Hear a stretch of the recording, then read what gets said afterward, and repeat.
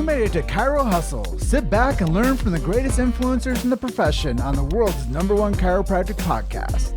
This episode is sponsored by Imaging Services, Chiro Health USA, Chiro Moguls, Chiropractic Rocks, True Weight Solutions, The 100-Year Lifestyle, Pure Chiro Notes, Titronics, Ultimate Entrepreneur Opportunity, Brain Tap, Sherman College of Chiropractic, and Chiro Pro Accounting. Let's hustle. Hey guys, welcome to episode 237 of the Chiro Hustle podcast. I am your co-host, Luke Millette, and here's your host, Jim Chester. So today we had the opportunity of having a conversation with Dr. Paula Ruffin, and if you want to know more about generational health, stay tuned. All right, so we have Dr. Paula Ruffin coming in today from Michigan, and Luke and I are coming in live to you today from the beautiful state of Colorado. And Luke, what episode is this? Episode number 237. Nice. So 237 chiropractic stories told with the Chiro Hustle podcast. As we always open up our chiropractic podcast, Chiro Hustle, we just like the practitioner to share with our audience what really inspired them to become a chiropractor and maybe share their chiropractic story. Awesome. Well, thank you guys so much for having me. I'm tickled to be here. And of course, I love you both. So it's always great when I can see you and connect with you and talk to you. Chiropractic was somewhat of an accident for me. And, this whole thing about what's your chiropractic story. And for years I said, I don't really have a story. But then I realized what you think is a lack of a story is actually your story.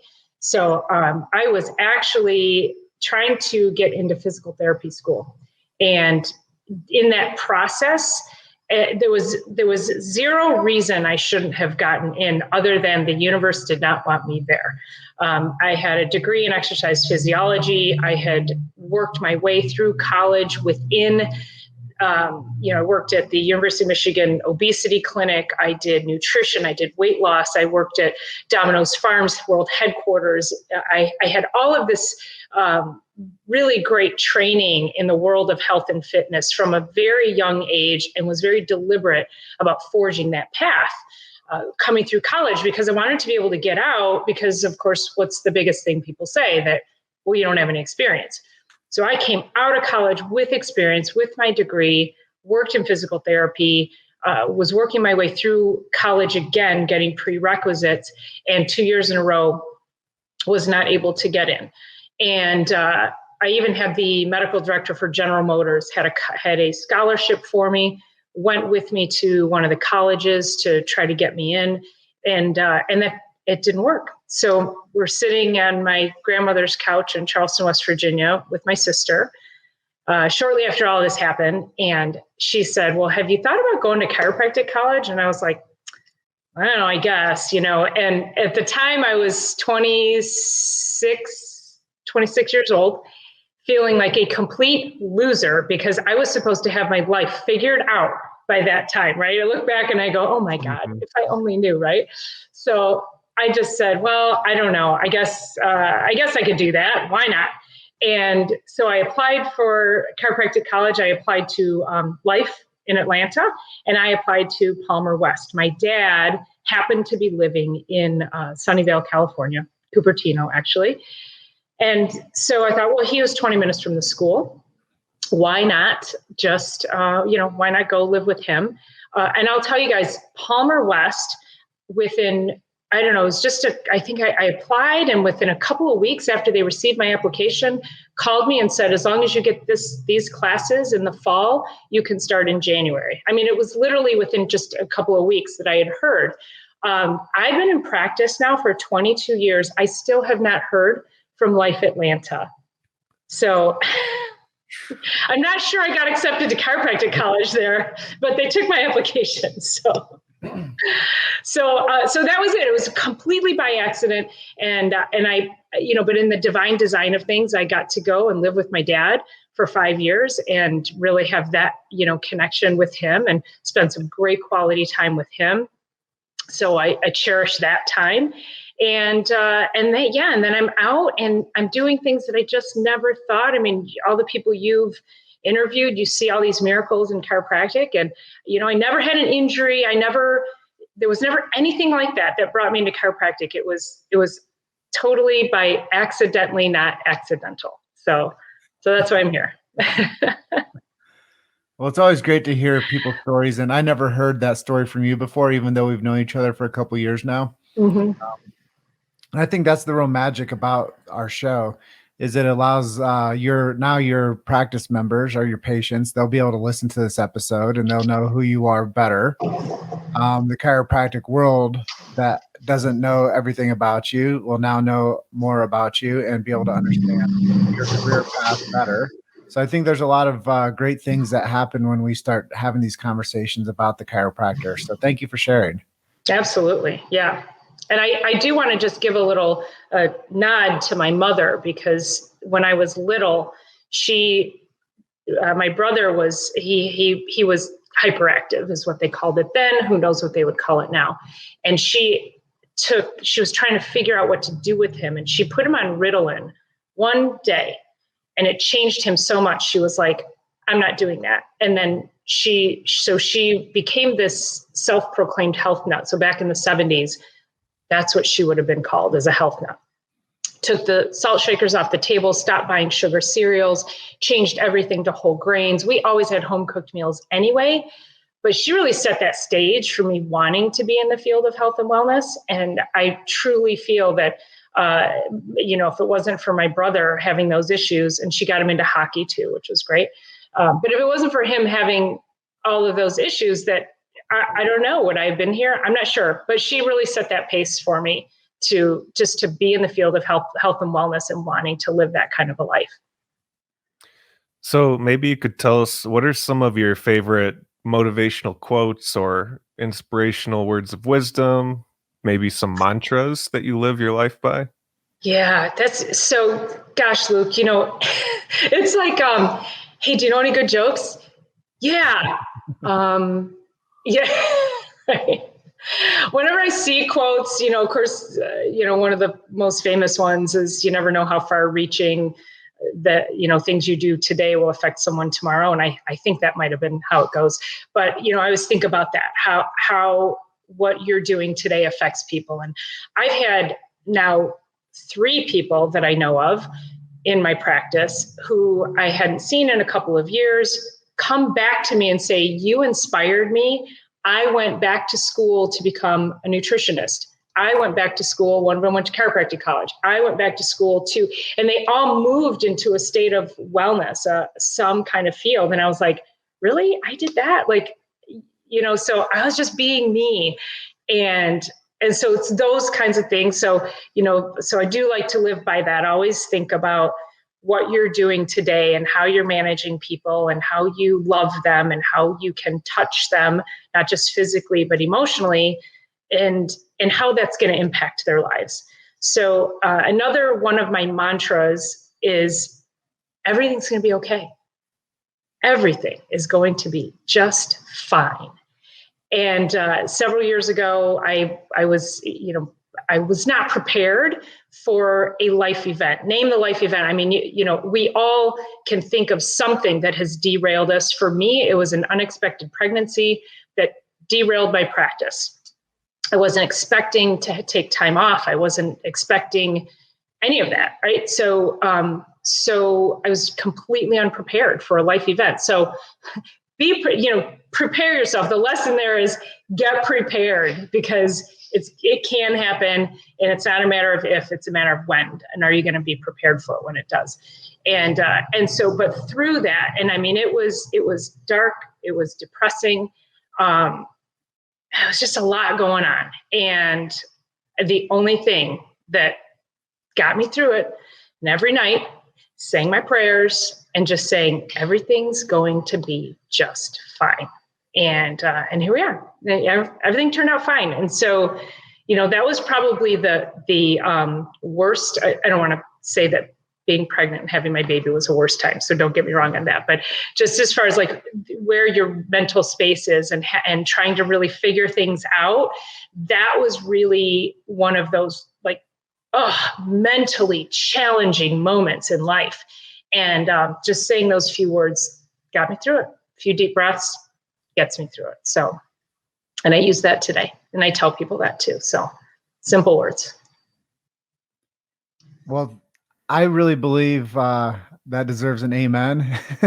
And thinking about your path when you're talking about your mom removing like all the,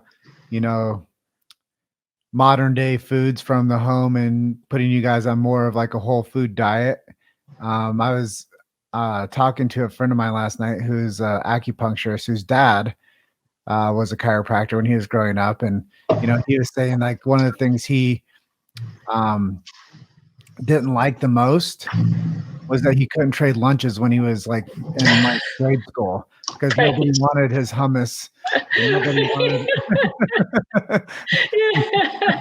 Well, that was my daughter when she was in daycare. She's 2 years old, 3 years old, and her teacher would constantly text me, go, "What does Hannah have in her lunch today?" I'm like, "Oh, sushi. I don't know. Grilled eggplant." And so it's the truth. Yeah.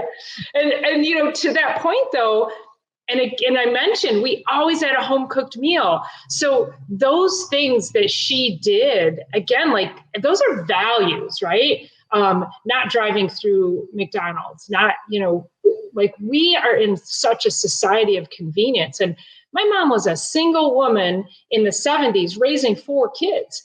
Very, very tough to do. And she was a seamstress. So she used her talents and she made ties, neckties, custom made neckties. And she would go downtown and she'd get these accounts and she would come home. And again, like breakfast on the table, a bag lunch for school, come home, dinner's ready. And then she'd go in the basement and she would just sew all night, get us up in the morning. Same thing, out peddling her ties. And it was just such a great lesson that convenience isn't really, it's really sometimes a non-negotiable. Like I always think, boy, ignorance is bliss. If I didn't know what I knew, I could just drive through McDonald's and call it a day. But I can't do that, I just can't in my good conscience do that.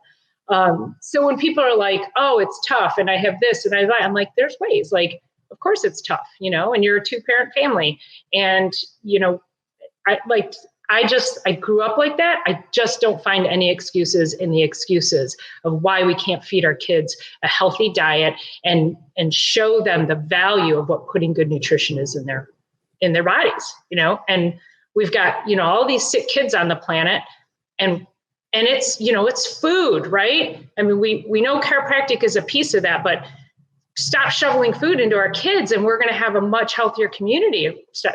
Don't shovel bad food, right? So let them eat vegetables. Well, it goes back to the old saying is don't eat cheap, fast, or easy. And I think that if we think about life in those terms, we should think about that with the things that we do for ourselves and others. Is use that same type of philosophy for how we take care of each other, how we look after our community, how we look after our relationships, and how we feed each other. And I do believe that as a nation, we are feeding ourselves sick. And it's really the pandemic is are like feeding themselves and each other and allowing that to be the norm. So I think that, topically, this is probably one of the best conversations we've had about how people are actually taking care of their children. How they're taking care of themselves and what they see as like, okay. And the standard, I think that's it, is we were told that there's an American standard diet, but then the grocery stores are full of stuff that people shouldn't eat. And then we became this fast food nation where, people do want to eat fast and they are always working and they're always on the move and they're always, pushing the limits for what can we do next and how can I do more and how can we, compound time and work more hours and be with our families less. So some of these things that you're sharing, like, yeah, family values. Let's have some meals together. Yeah. Let's have some conversations. Shelf the tech for a bit. Learn how to say nice things to each other. And I think that that's as we turn back the clock a little bit, when you became the adult, you appreciated that. And that's what you're speaking about today. Mm-hmm. And I Mm-hmm. think that when we think on those terms, when we fast forward and Hannah is telling us, what did she, like that her mother did, she's going to be mentioning similar things. And Yeah. it's generational. And I think that when you have that type of mantra and those types of healthy habits, it has an effect on the future of other people. Like you said, you never know how far reaching something that you say or do will have the effect on millions of lives tomorrow. And those people that you had an effect on, it was just because you were living in congruency with your belief systems and you being the doctor. And now those people learn from you. And now they're passing those traits and those healthy habits on to their families. So the conversation is so important today. As they say in the media now more than ever, we need to have these conversations. Mm-hmm. And what you've created was a belief strategy to make a healthier family unit, but you learned it because you were a part of that, whether you liked it or not. It was just a part of your upbringing. And I think we can't move too far away from that. Yeah. And it's a great point. Years ago when I first got into practice and I did a little bit of nutrition. Okay, here's this supplement, here's that supplement. And one of the things that I recognized was, as powerful as chiropractic is, if I adjust you and you're going out and eating cheeseburgers all day long, there's not much I can do for you at that point. So I then made it my mission. That's when I started studying functional medicine, because I thought, I can't possibly take care of people any differently than I take care of myself and expect them to be well. And honestly, you guys, I've had people not want to be a part of my practice because they didn't like nutrition being pushed on them. And I'm like, okay, go somewhere else, because you're going to hear the truth.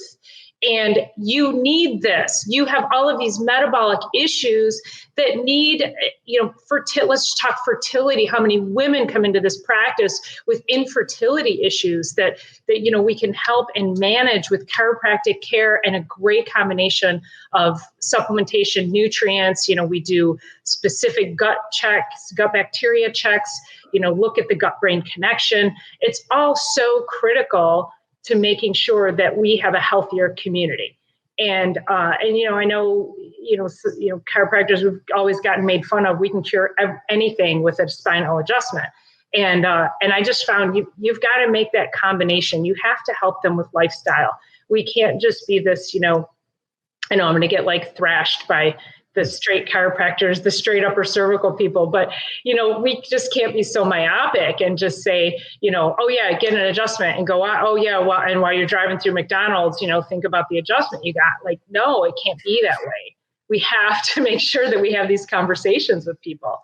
And going back to my mom for a minute, again, as a single woman, my mother always had food in the car. And I always tell my patients this. I'm like, I live like a squirrel. If you go traveling with me, and my mom, nuts, seeds, fruits, vegetables, always in the car, never driving through.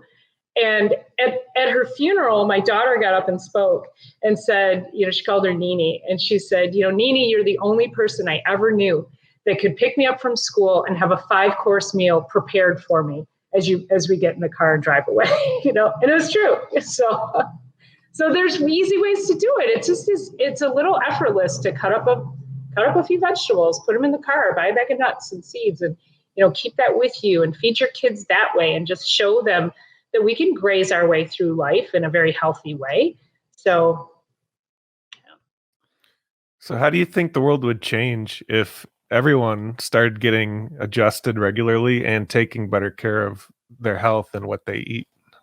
Well, gosh, wouldn't we be a happier nation? You look at people, I think of this story, and I share this story with my patients, that years ago I had this guy come in, and he was in such pain that really after about 3 or 4 weeks, he came into me and he said, I didn't realize it, but my wife was about to divorce me. He said, I've been such an a-hole. He said the real word. I don't know if I can swear on here. So, go ahead. Okay. So he said he'd been such an asshole to her because he was in so much pain that she was legit going to divorce it. Like, he was not joking. And I was like, and so chiropractic saved his marriage. Can you imagine that? And so when we think about these things, like how we're connecting with other people in life, I mean, just that, and then of course, look at the stress that we've gone through with the pandemic.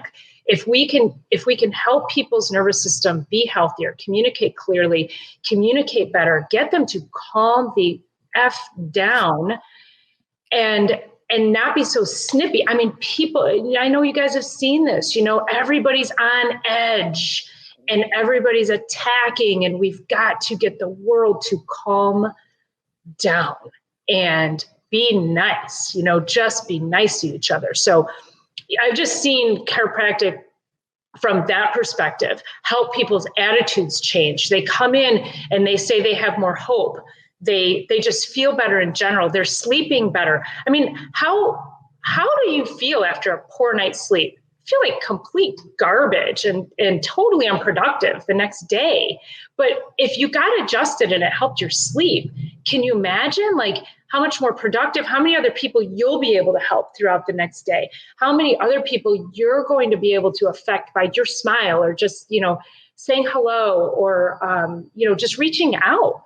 So I just feel like if everybody got adjusted, the world would literally be a happier place, because that is what happens when people get under regular chiropractic care.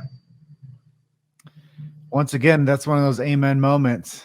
And when I hear you talk about this and share your knowledge, I love the idea that it can save a community. And it's BJ Palmer's big idea. Mm-hmm. If we could just get one person healthy, we could change a family. And if we could change a family, we could change a street. And if we could change a street, we could change a neighborhood. If we could change a neighborhood, we could change the city. If we could change the city, we could change the state. And if we just got everybody adjusted, we could change the world.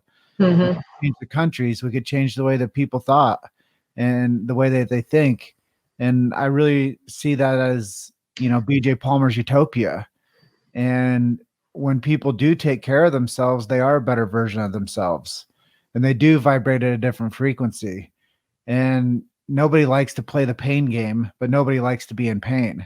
Right. And when somebody is having a headache, if you break that word down, the ache of the head, like just think about being around somebody that had a headache consistently. Mm-hmm. And then they went in and got their C1 lit up. And the next thing they know, they don't have headaches anymore. And they're not a headache to the people in their life. And, I think that when we think about the transformation of a person, when they start getting adjusted and they start trusting chiropractic into their life, like you said, it helps with infertility. It helps with metabolic syndrome, because now you have somebody that's a trusted advisor to that family. It's like going to a financial advisor and saying, hey, if you want to make more money, you have to diversify your portfolio. You have to do this with this income. You have to do this with this income. You have to pay taxes quarterly. But if you looked at it in the terms of like a chiropractic, practice, well, you have to come in and get adjusted regularly. You have to follow my treatment recommendations. We're going to get you some tests to see what's going on with your gut biome. We're also going to talk to you about the nervous system and how it affects the organ system, how it affects the reproductive systems, with the glandular systems and the elimination systems, and all these things that are going on with the human body. And I really think what you're saying comes full circle. If one person just got adjusted, it could save marriages. And again, we see it every day as chiropractors. We just see this. We see people's faces light up when they just say, wow, I feel, so much better. And it really only takes a few adjustments for them to start going, oh, wow. I had a guy this morning and he's got his spine is a freaking train wreck. And I told him, I said, listen, here's what's going to happen. I don't care if this ever looks pretty. I'm never going to make it look pretty again. But I'm going to get your spine functioning. We're going to get your nerves functioning the way they need to, so you can get back out and golf with your buddies. He golfs weekly with his buddies indoor here in Michigan. But I'm like, it's never going to look pretty again. You've trashed your spine, but there's still function in there. There's still life force. And when we adjust you, you are going to experience that. And he came in this morning and he goes, Doc, he goes, I've only been here 5 or 6 times. And he goes, I can't believe how great I feel. And I go, what'd I tell you? He goes, we don't need it to look pretty. I go, that's right. We're never going to see it pretty on the x-ray, but we're going to make you function better and get you golfing with your buddies. I mean, that, he's 60 some years old and he's retired. Like, he wants to live a super active life. So yeah, I don't care if it looks pretty. I just want you to, I want you to function better. Let's keep you doing that, So that's life. I just gave him his life back, every day this happens. So you just go, wow, he's happy. He now can go out. He can interact with people. He's got a big smile on his face. That's the world right there. That's the world. Wouldn't it be great if we could walk into a public space and everybody's talking about their chiropractor, not what statin they're taking or what drug they're on or what surgery they had. I mean, that's my dream, right? As we walk into a space and instead of everybody talking about, hey, did you get your flu shot? Or now it's your COVID shot, that people would be like, did you get your adjustment this week? That's what I want for the world. Like, that's what I want to hear. Well, Dr. Ruffin's giving out free adjustments on Saturday and you'll get a 10% coupon to CVS on your groceries. Like, you get a CVS discount for getting a flu shot. Like, what kind of extortion is that? I don't know if that's the right word, but I feel, just makes me so mad. It's a yucky thing when they do that type of tactic. Oh, it's awful. We have a local weed store. I don't know what you call it. I'm not a marijuana person, so I don't know what you call those stores. What's that? Dispensary. Thank you. He's giving out free joints to people when they get their COVID shot, and I was like, wait, isn't that? I kind of thought that would be counterintuitive to what the marijuana is supposed to be doing for people. Like, isn't that the healing thing? I don't know. So, yeah. So that's COVID idiots. I don't know any way they say it, but that's COVID idiot to the extreme right there. COVID idiot. Yeah. Yeah. You get a free joint when you get your COVID shot. You got to show your little thing. So yeah, it's awful. I know. So. You made it to Chiro Hustle. Sit back and learn from the greatest influencers in the profession on the world's #1 chiropractic podcast. This episode is sponsored by Imaging Services, Chiro Health USA, Chiro Moguls, Chiropractic Rocks, True Weight Solutions, The 100-Year Lifestyle, Pure Chiro Notes, Titronics, Ultimate Entrepreneur Opportunity, BrainTap, Sherman College of Chiropractic, and Chiro Pro Accounting. Let's hustle. So where do you actually see chiropractic heading in the next 20 years?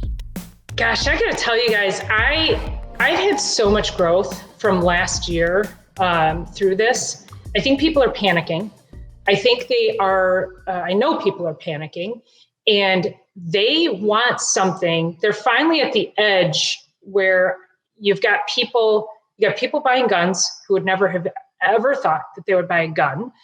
You have people considering chiropractic who, we were quacks in their minds. I mean, you have people looking for options and alternatives to keep them in a safe environment. So whether it's their safety with any kind of firearm, but then their health. And I always call it, and I've said this in my videos, that what is your armor? You have to put on your suit of healthy armor. And what does that look like? So I think that, and based upon other colleagues who've had growth also from last year, I had a 6% growth last year. And when you think about the fact that it was a 9-month year, right? We had 3 months of shit show where just nothing happened and everything tanked for everybody. And so to pull it up and still have experienced a growth, I think that's just going to start compounding. People are going to continue to see the benefits, and that when we start to see the fallout of what, and I'm not going to say, I don't want to say too much so that the video doesn't get shut down, but when we start to see the fallout of effects of what people think what they've been told they think they should do for good health, I think that's going to be a really scary thing when that starts to really multiply and that information starts to get out into the public. And I think people will panic even more. Not that I not that I feel badly because I'm thinking, should it get to a place where they panic and then they come to us? It is what it is. Like, if that's what has to happen, then that's what has to happen. Like, let them come to a complete crossroads and go, what do I ultimately need to do to make sure I'm healthy, make sure I'm well? And, I had a patient come in a couple weeks ago and, I've got mold poisoning. I'm not putting a mask on. I'll start coughing. I will hyperventilate. I'm not doing it. And he wanted me to put it on. It was treating his teenage daughter. And she had, severe scoliosis. And they, I called the mom right after. I go, hey, I just want to let you know that your husband wasn't really happy because of this. And I said, I'm happy to send you somewhere else. I just need you to go to a chiropractor because your daughter has a severe scoliosis. I've taken care of hundreds, thousands of these in my 22 years, corrected them beautifully, but she needs somebody who's going to be able to correct this. And she was like, oh, wow, thank you so much. So hoping that with that fear, they came here, but then they still got to find a chiropractor who is going to be able to manage those things. So in the next 20 years, I think we're going to be at the forefront of health and wellness. And I think that every single chiropractor needs to stand up. I mean, guys, we got docs out there who are buying into all of this, who are like drinking the Kool-Aid. And, we just need to put things in perspective. Okay, do we have a pandemic? People, yeah, they're getting sick, but let's put the whole perspective into place and let's step into that. Like, we cannot be the ones who are afraid. We have to be the ones to break through it and move forward and lead the field of people who are just scared to freaking death at this point. So that's where I see us going. I think we have the opportunity to be great leaders in the field of health and wellness and pull people through this and then become the norm in people's lives instead of the minority of what people seek out for their health. So on the topic of leaders, who would you say are some of your heroes that inspired you to be who you are today? They could be chiropractic or not chiropractic. Well, so my mom, because again, everything she did and how she raised me brought me to this space.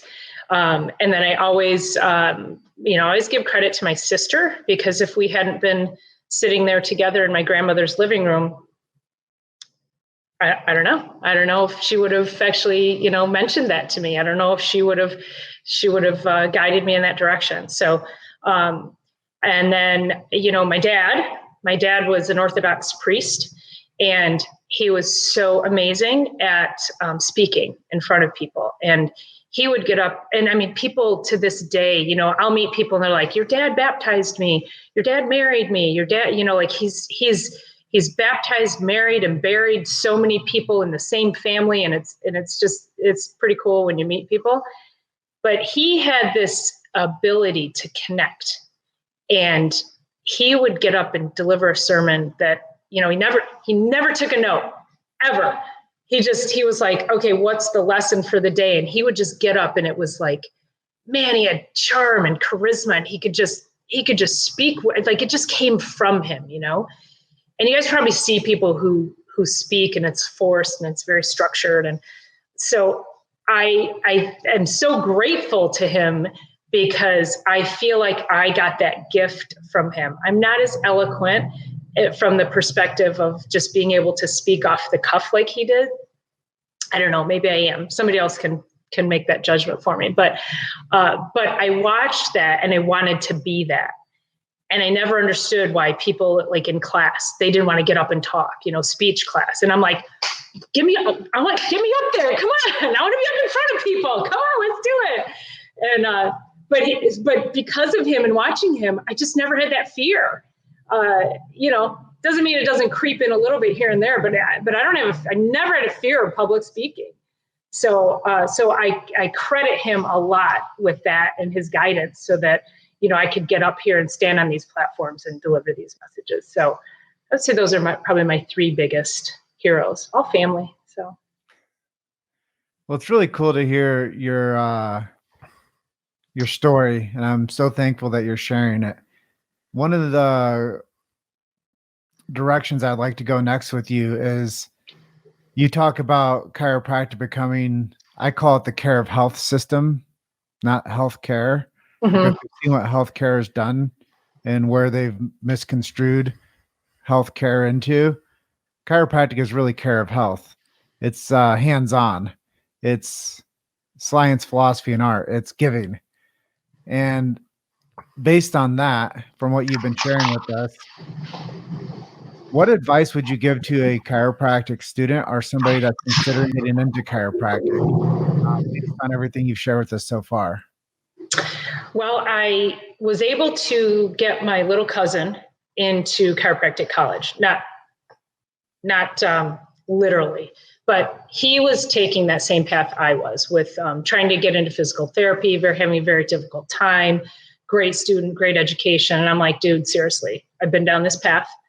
And this is probably, was the question to like any young person making a decision or student, chiropractic student, or either? Well, we craft it more towards the chiropractic profession, but if you have just, general advice to somebody that's looking for the next chapter in their life and, the transition from, teenager to career, maybe you could share that part. Okay. So, because what I was going to mention on that was that the beauty of chiropractic is that you have autonomy. And there are a lot of careers that don't offer you that. And so, so that's what I had told my little cousin. I'm like, you've got to get into chiropractic college. And I said, you can carve your way. That is, once you have the license, if you want to become a sports chiropractor, you can do that. I decided to really get heavily into functional medicine. You could do that. You could become an animal chiropractor. You can, like, there's so many different directions and you get to make the rules.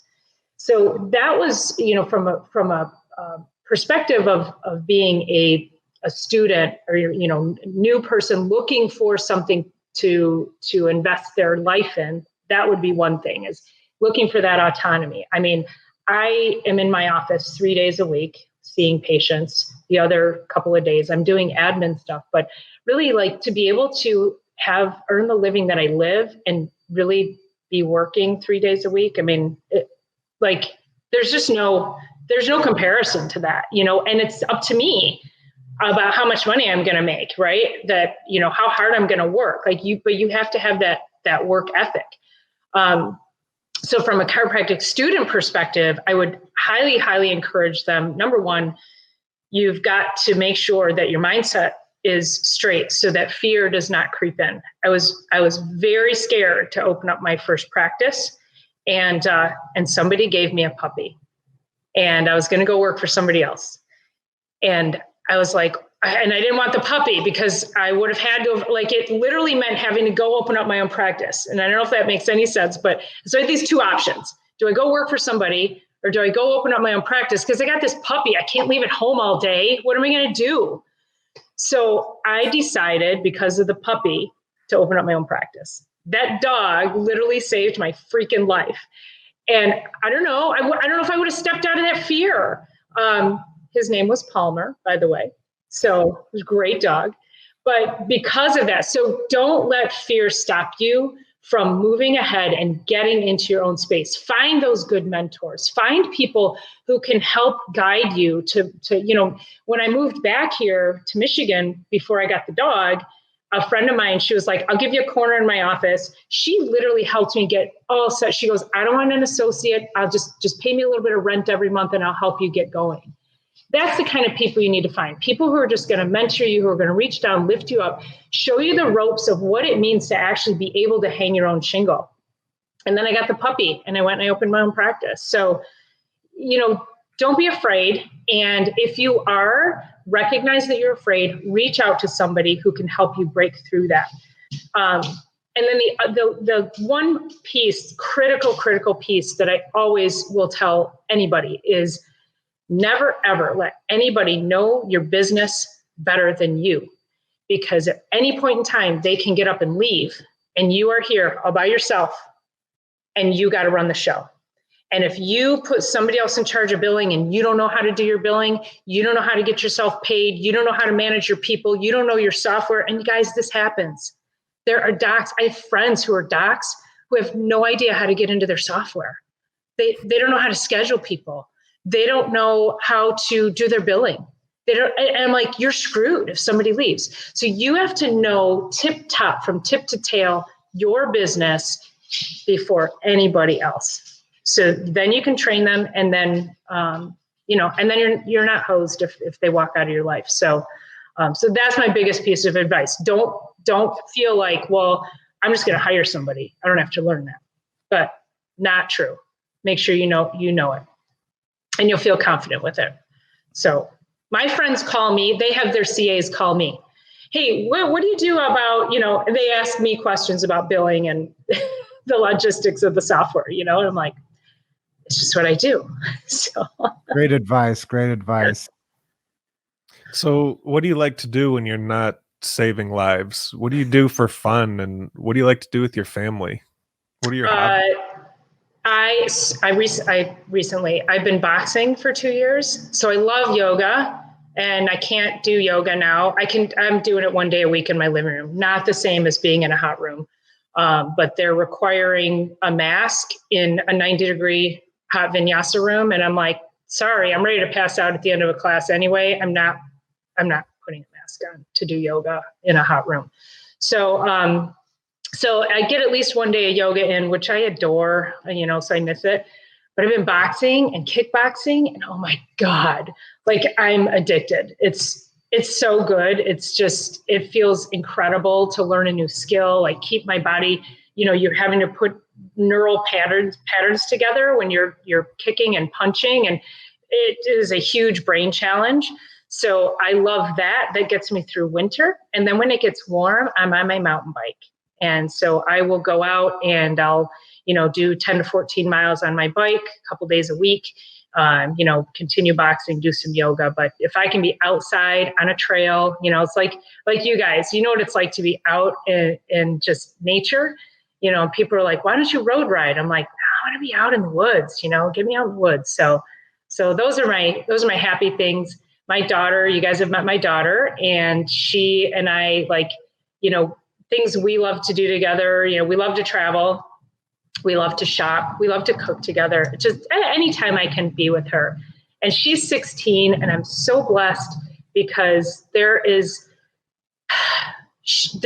alien isn't quite there. Like, she only goes to the alien mothership like every once in a while, where I was expecting a teenager at 16 to be in the alien ship most of the time, and the alien to be inhabiting her body. But it's not like that at all. She's a pretty amazing kid. So anytime I can spend with her makes me happy. And what are some websites you can give us if people want to learn more about you and what you're doing?